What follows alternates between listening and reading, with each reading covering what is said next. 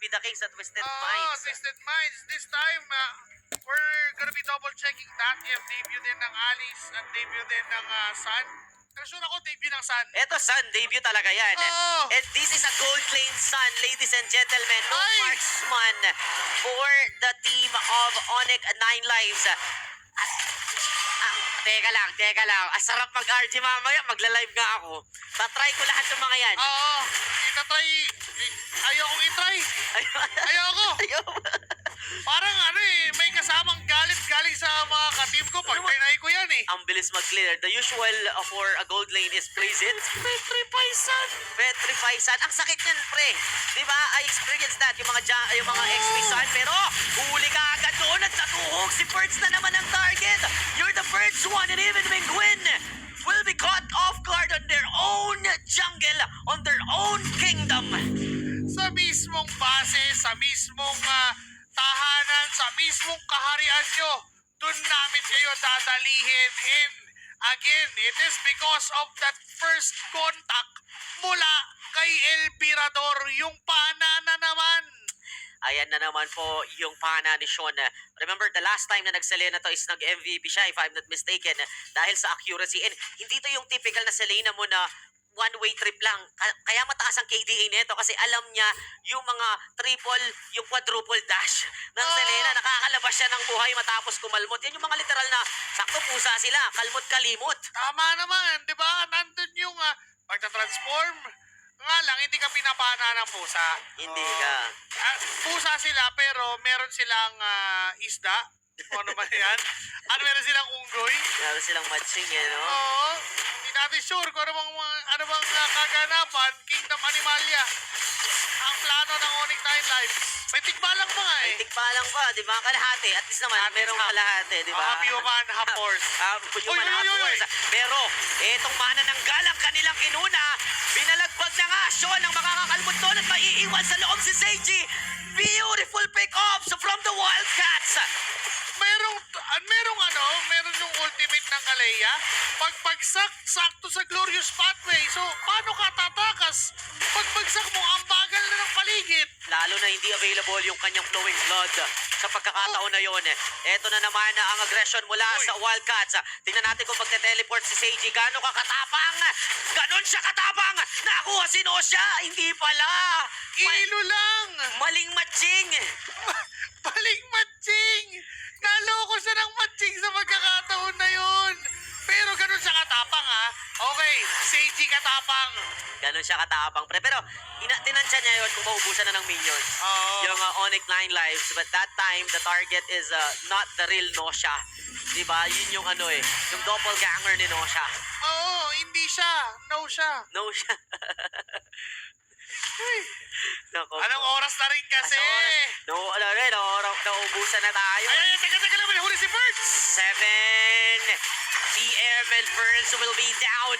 Nandun ang Netherrealm, pero napop ng mabilisan kasi tumitibok yung damage dito ng Shockwave doon ni Lanzo at hindi pa nila tatantanan si Mingwin. Si Meme maiwan, tinamaan ng pana. Pagtataas posisyon, hindi na daw niya ahabulin doon.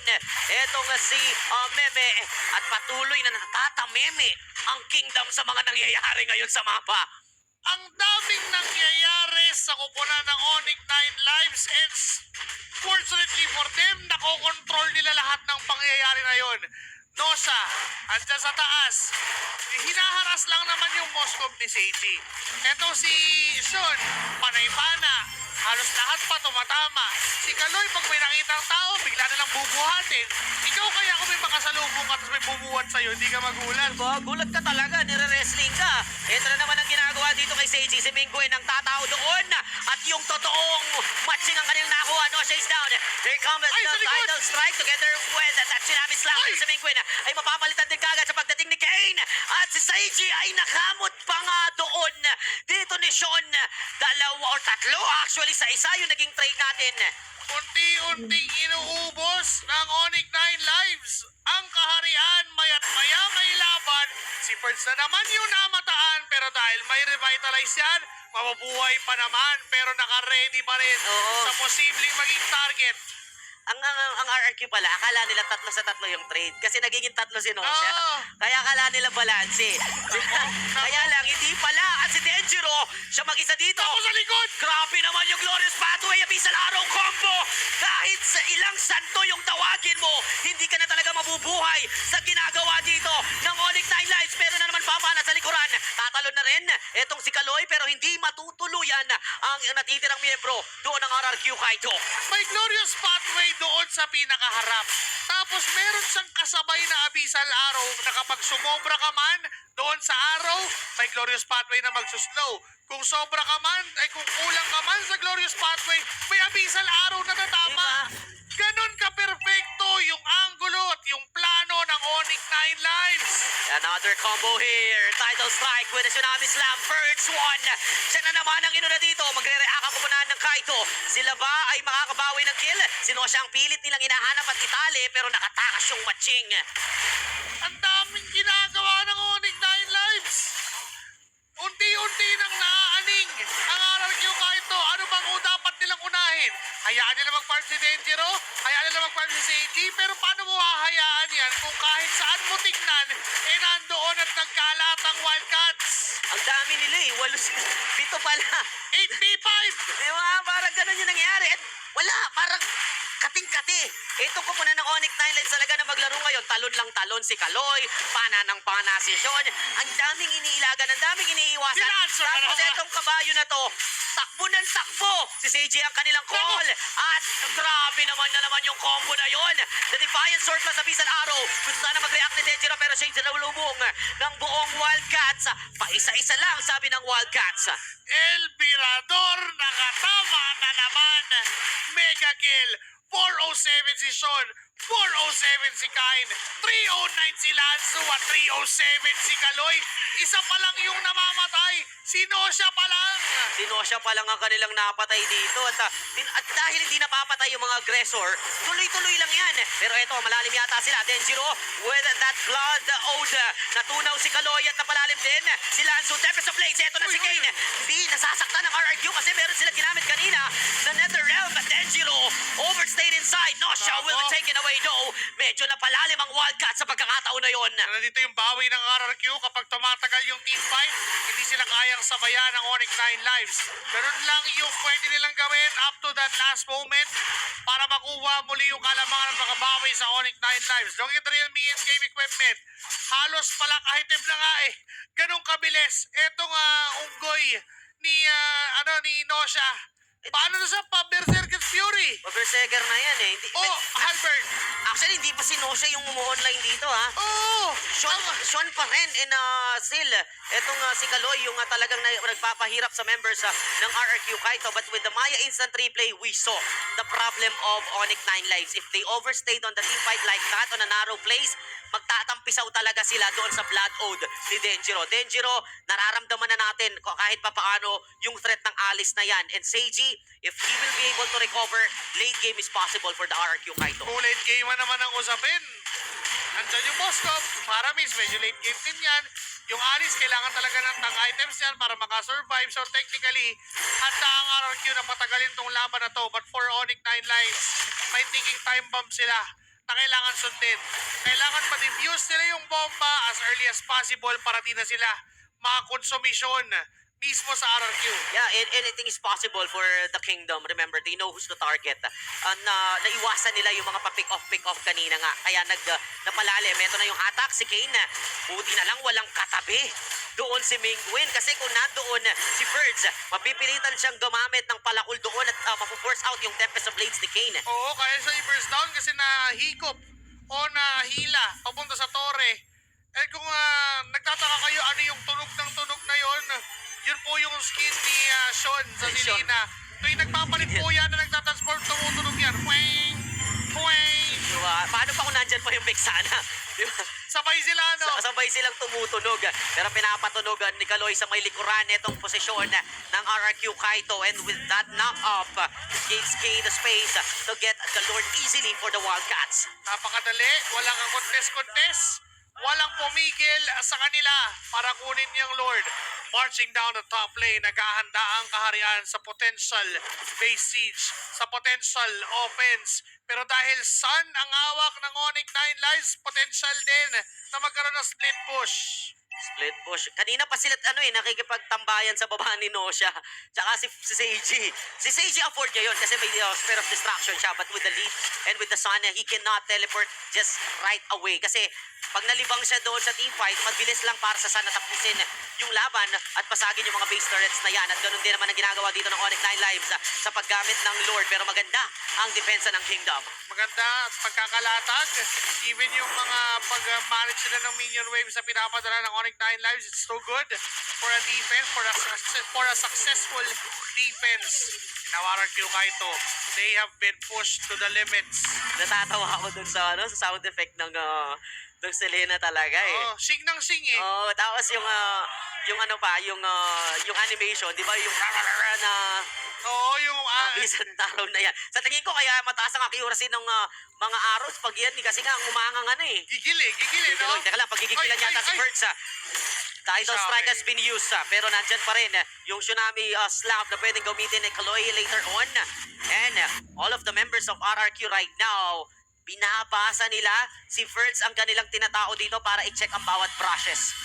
Kailangan na si Ferds yung mauna kasi hindi pwedeng si Meme.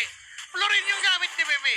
Oh, may- Alam mo mag-check push siya. Pag i-check push yan, magpapula Magbabato lang. lang. Oo, magbabato ng pula. Pero lang ng hindi pula siya eh. pwede ma-face check nang siya lang mag-isa. Trabaho kayo ni Ferds na Talaga siya naman talaga, Oo. siya yung reporter dito, siya yung nakatao sa lahat. Even that Alice sa mga flowing blood ni Dangerous is pwedeng mag-matter. So checking the Realme in-game equipment, yung Alice natin, maganda na. Dominance Eyes with that Oracle. Oracle. Pwede na siyang tumagal sa loob ng teamfight at kung tamaan man siya ng mga pana dito, hindi na kagaya kanina na talagang mabilis for Sean na i-burst down siya.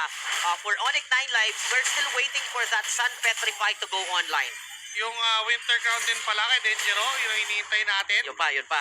Kailangan niya na yan right at this moment kasi kapag na-petrify siya at binanatan ni Nosha, baka ma-burst down siya eh. Ang bilis. Oo. Sa tingin ko si Nosha nga yung may kakayahang mag-burst dito na bigla-bigla na lang tumunaw. Kasi ang sakit ng sun na yan na naka-petrify, you cannot recover with that petrify and the easy burst coming from the doppelgangers. Lord is already up. RRQ Kaito, si Ferds ang kanilang main man dito para tumingin doon sa riverside. But look at the perfect positioning coming from Lansu. Mga panapay tumatama kaya nakakuha ng early information etong sila Sean. Pero hindi irarush ng Wildcats yung Lord natin. Yung dalawang gold laners natin hindi na naghiwalay kanina pa. Oo, talagang kailangan tauhan ni Seiji yan. Mauna naman siya ako sa Spear of Destruction pero mukhang delikado kung pupuntahan pa niya.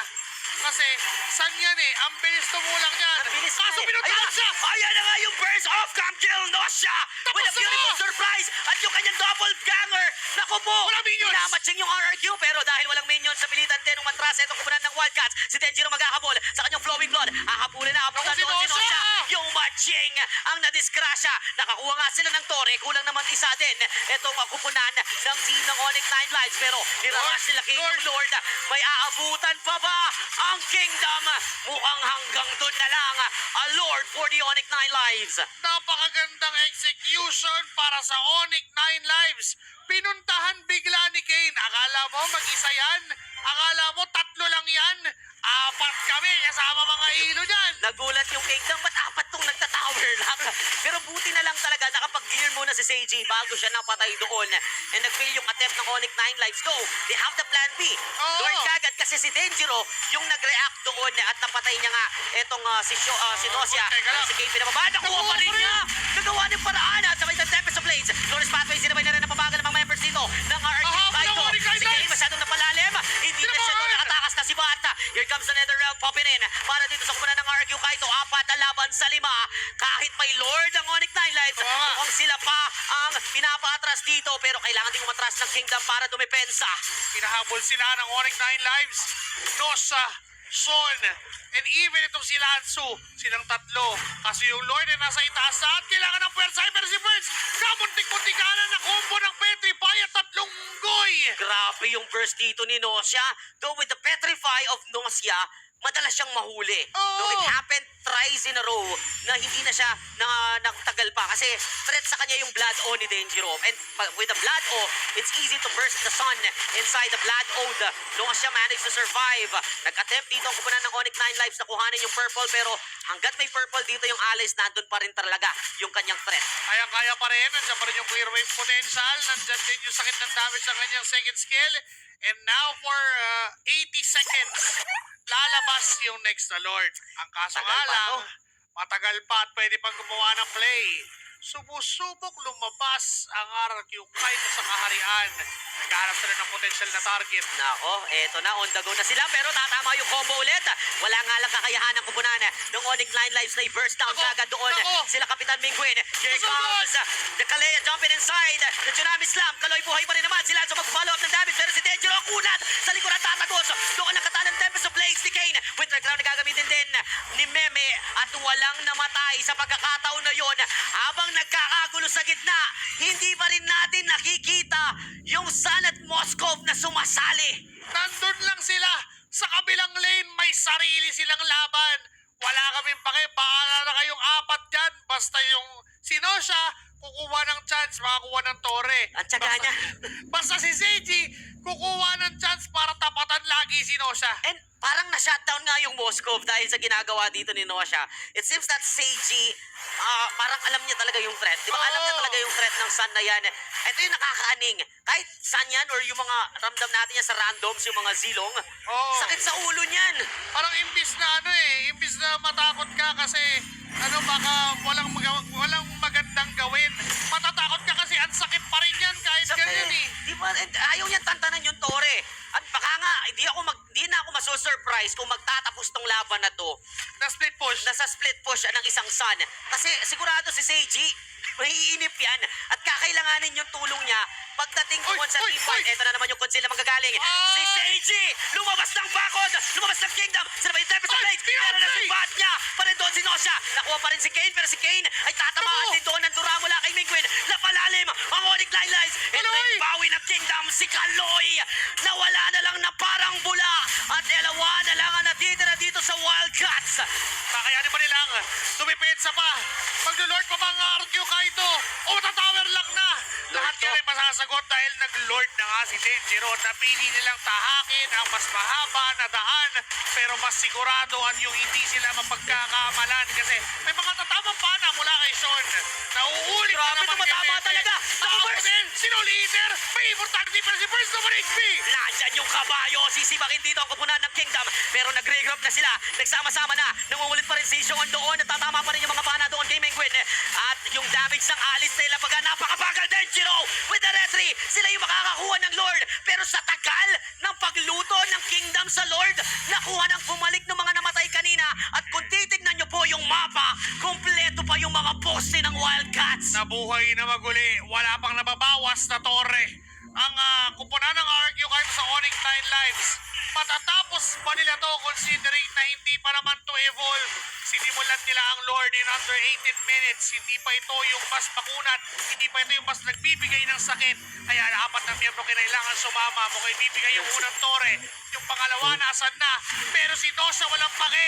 Doon lang siya sa top kasama Ayun ni naman. KG. One-on-one na naman sa may top lane with an off-cam. Ang sakit! Happening. Nasaktan ng todo doon. Si Diba? Nosha pero babalikan. Petrify. Winchan will be popping out. Kane. Tutulong na rin. May bakbakan din sa may gitna mga kaibigan. Pero nandun din yung Hilda ni First para tulungan. Etong si Seiji. Makakapasok po yung Kingdom. Base turret ang target. No! Si Denjiro. Nandun pa rin at parang kumukulong mantika yung damage ng kanyang Blood Ode. Eto na ba yung comeback ng Kingdom? Susubo! Naka-tower lock na. Winter Mga Crown! kaibigan. Winter Crown from Denjiro. Yung Lord natin kalahati pa yung buhay. Si Nosha napilitan na siya umuwi tumulong. Darating na rin. Etong kakampi ng RRQ Kaito Mingwin joins the fight. NetherRealm is no longer available. Here comes Nosha trying to melt the Alice inside. Birds at target. Nakapasok na rin si Lanzu. Tuluyan. Patigasan ng tuhod. Yung nalayaring bakbakan. Si Seiji naman walang pake sa mga nangyayari. Tinamaan na!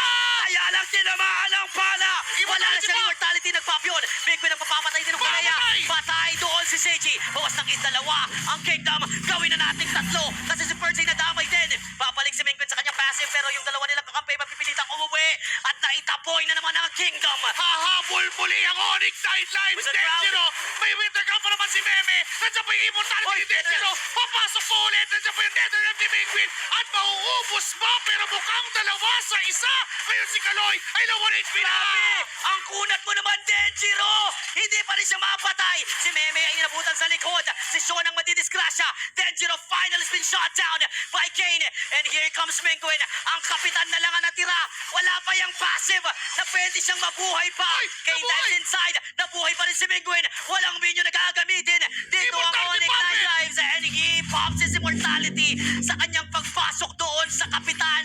At hindi pa rin kayang sapusin ng Wildcats ang laban na to. They need the Lord right now. This is an evil lord. Tatlo laban sa dalawa. 8 seconds para kay Nosha. 18 para kay Meme. The lowest net timers para sa dalawang kupunan. Ngayon susubukan ba? Susubok bang sumilip dahil si Kay may nauna na. Nandyan si Fertz. Nandyan si Penguin. Nandyan din naman si Seiji. At kakalma muna bigla. Dahil yung kaninang 9 turrets ng RR ng Onyx 9 lives rather is down to 1. Isa na lang bandang huli, lamang pasama pa itong Kingdom. At ang problema ngayon ng Onyx 9 Lives, tila baga ang hirap sa kanila na tunawin si Denjiro. Ang tagal, biruin mo. Kinakatay na nila si Denjiro mula sa base. Umabot tayo sa River Pit.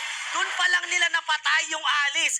And even Nosha, hindi niya kayang gawin yun kasi kung aatakihin niya si Denjiro, magtatampisaw siya sa kumukulong mantika.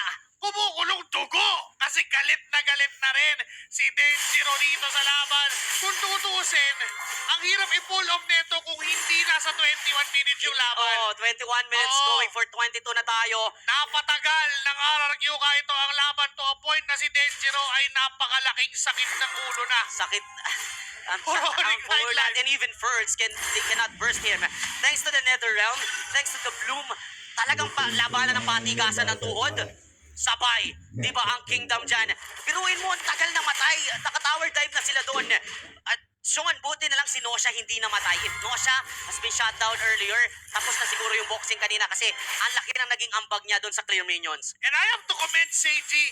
Imagine, kanina pa siya sinusubukan ni Nosha, i-1v1.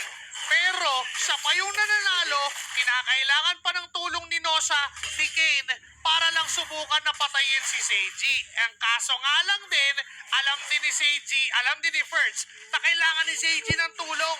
Kaya umuwi siya dun sa laban na yun. And with that, RRQ Kaito is slowly but surely and step by step na nagsosolve ng problema para sa kaharian. Yeah. Meanwhile, Onyx 9 Lives, nagsastuck ngayon.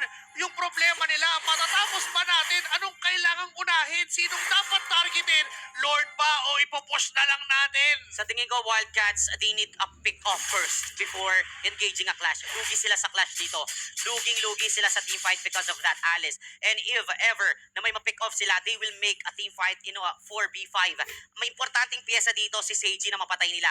Pero biruin mo, si Seiji nga hindi pa sumama sa teamfight kanina, halos matalo na ang Onyx 9 Lives. Siguro kung na, ito na, sakbakan nga lang mga kaibigan, ito na yung Tsunami Slam. Makukunat masyadong kanila lang ako si Hey! Robin of Blood. Oh, Nosha!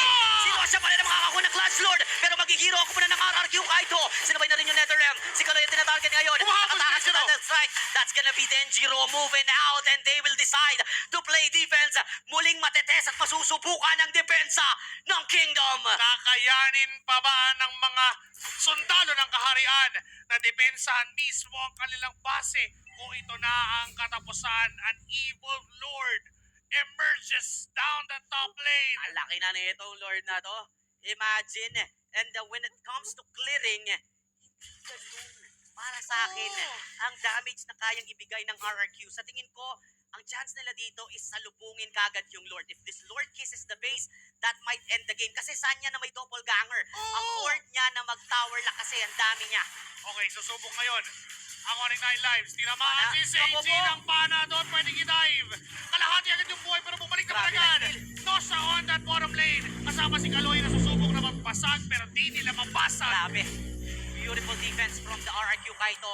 Sinalubong nila yung Lord. Hindi nila hinayaan to na makahawak doon. Kahit tumama yung pana, Onyx 9 Lives, they have the discipline. Hindi natin pwedeng pasukin etong Kingdom ng ganun-ganun lang. Hanggat nandyan yung kanilang mga tarangkahan, ang hirap basagan ng base ng Kingdom. And this game will continue, ladies and gentlemen.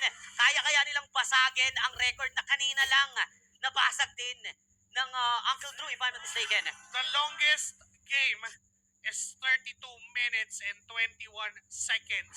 At kanina na itala yun. That's the longest game for MDL Season 5. And the longest game for MDL alone is 51 minutes. Hindi malabo na kayang abutin yon. At hindi malabo na matapos na rin ngayon. Ang hirap siguro ng 51 minutes dahil sa meta ngayon.